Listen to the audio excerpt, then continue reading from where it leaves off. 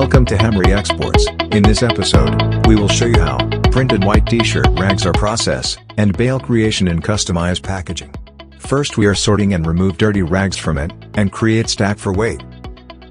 After sorting, it weighing on scale. After sorting and weighing, now rags are going into baling machine. Hydraulic press going to press all rags to maximum limit.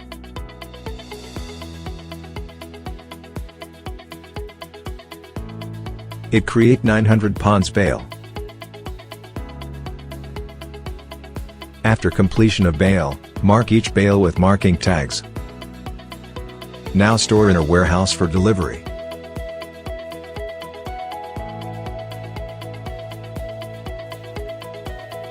We do customize packaging, as per client requirements. For orders and details, contact us.